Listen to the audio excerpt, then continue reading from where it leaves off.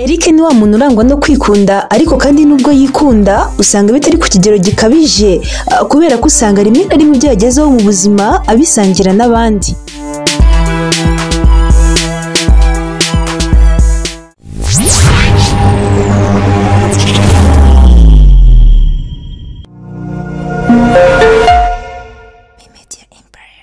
Mwahisemo neza kubana natwe kuri Media Empire. Nje muri kumva ndi Isingizwe Edith. Uyu ni umwanya w'ubusobanuro bw'amazina ndetse n'ibiranga abantu bafite ayo mazina. Uyu munsi dufite izina Eric cyangwa se Erika ku mukobwa. Suhuje ba Eric mwese mwisemo kubana natwe ariko kandi simwe mwenyine ahubwo namwe bandi tugiye kubana nubwo budafite izina cyangwa utitwa gutya birashoboka ko wabuziranye n'umuntu witwa ko cyangwa se ukabukundira izina. Yes, muhaye ikaze rero mwe mwese mwahisemo kubana natwe kuri iki gice twahariye ubusobanuro bw'amazina. Mbibutsa ko turi kuri Media Empire, kora subscribe bizajya gufasha kubona ibyo tubagezaho mu buryo bwihuse. Ikindi kandi like, share na comment nabyo ni ingenzi kuri twe, nimucikwe. Eric ni izina rihabwa umwana w'umuhungu, yaba ari umukobwa bakamwita Erika. Iri zina ni izina risa n'iridasaza. Kudasaza mvuga ni uko mu bihe bya kera wasangaga iri zina rihabwa abana, ariko kandi waza no mu bihe bya none turimo nabwo ugasanga bamwe mu babyeyi bo bita abana babo Eric cyangwa Erika ku mukobwa.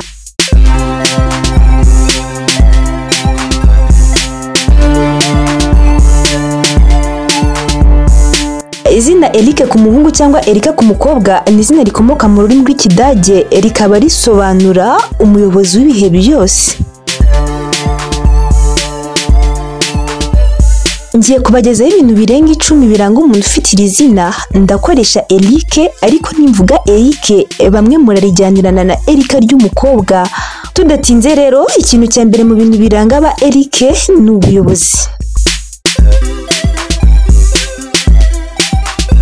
Nk'uko izina rye ribisobanura, Eric arangwa no kuyobora, aho usanga ibintu byose agiyemo cyangwa arimo ari ubihagarariye, mbese usanga ari umuyobozi wabo bari kumwe cyangwa umuyobozi w'ibyo arimo.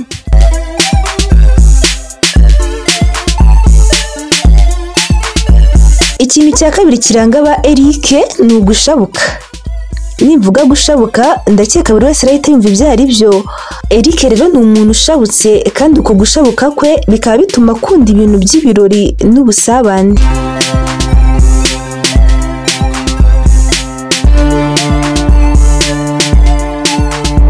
Icya gatatu ni ukwigirira icyizere gikabije.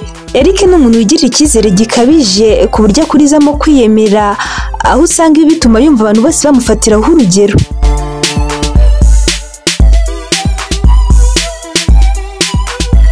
Ikintu cya kane ni igikundiro.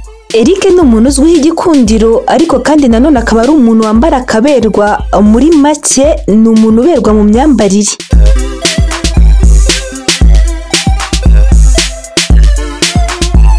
Ikintu cya gatanu mu bintu biranga abantu bafite iri zina Eric ni ukugira inshuti nyinshi. Ba Eric usanga kenshi bazi kwemeza abantu, ibi rero bituma abantu benshi babimukundira ariko nabyo bituma usanga agira inshuti nyinshi.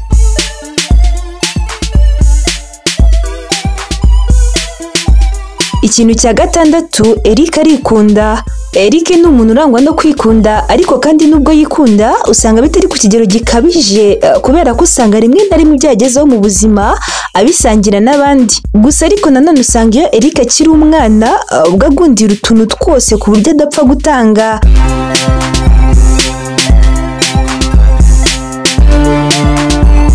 Ikintu cya karindwi, ba Eric bamenyana n'abantu vuba. Kubera ukuntu Eric ari umuntu usabana usanga ahageze hose yisanga, bityo akamenyana n'abantu vuba maze bakamenyerana.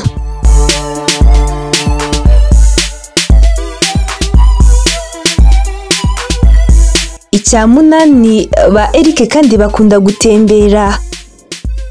Eric ni umuntu ukunda ubwisanzure cyane ku buryo aba yumva yatembera ahantu hatandukanye, abashaka kureba ibintu nyaburanga kandi bitangaje.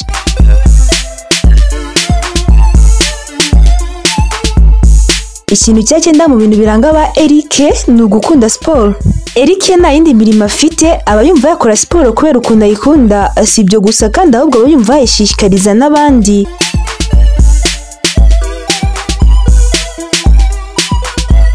Ikintu cya 10, ba Eric usanga baba bahanga mu ishuri, ntabwo bajya babona umwanya wo kuruhuka kubera ko usanga kenshi bahugiye mu bintu bitandukanye bashaka ikintu bakora kugira ngo bayobore abandi.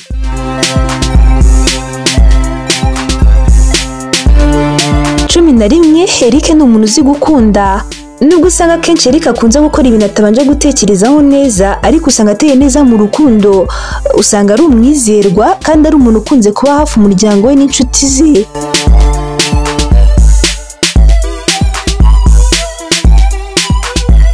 Cumi na kabiri, Eric ni umuntu ukunda kwishora mu bintu runaka, kabone niyo byamugiraho ingaruka, ariko akaba azi neza ko arakuramo ikintu gishya. Mbese agira impano yo kwishakishiriza icyerekezo cye ndetse no kuzagera ku cyo yifuje mu buzima.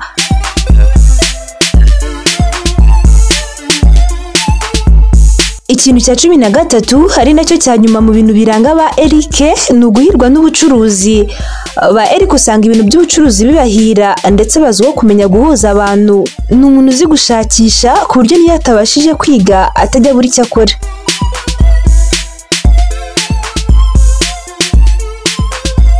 Ibi byari ibintu biranga abantu bafite izina Eric cyangwa Erika. Niba witwa gutya ukaba umaze kumva ibi, twandikire muri comment tubwire ibyo ufite cyangwa se niba byose ubyujuje. Nawe utitwa Eric ariko kandi ukaba umaze kumva ibi, ushobora kuba uziranye n'umuntu witwa Eric cyangwa Erika.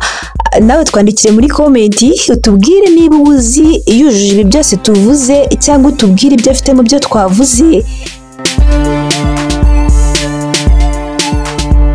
Hanyuma kandi ntuze kugira ikibazo kuko ushobora kuba uzi abafite ibindi bintu bibaranga bitari mu byo twavuze, ariko ibyo twavuze ni ikigereranyo kiba cyafashwe hagendewe ku bushakashatsi bwakorewe ku bantu barenze umwe, harebwa ibyo bose baba bahuriyeho muri rusange. Ikindi kandi niba nawe ukeneye ko tugusobanurira izina ryawe, twandikire muri comment uritubwire kugira ngo utaza ari gusobanurire si ryo ryonyine, kandi ushobora no kuba wifuza kumenya ubusobanuro bw'izina runaka, niyo yaba atari ryawe naryo ryandike muri comment kugira ngo utaza ari gusobanurire.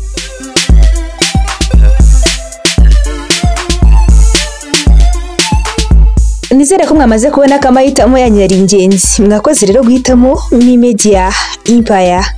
Kora subscribe, like, share na comment kugira ngo tuzabane mu byo tuzabagezaho ubutaha. Nari Isingizwe Edith. Nimugire amahoro.